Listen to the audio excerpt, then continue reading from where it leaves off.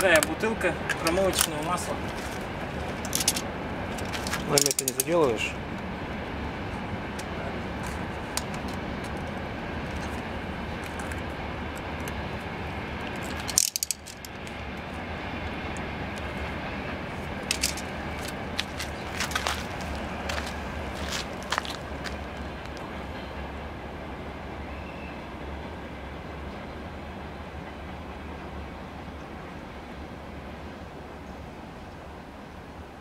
Фильтр тот же оставляем, новый, для промывки.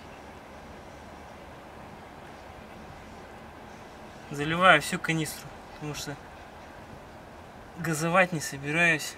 На холостых оборотах ничего не должно выдавить.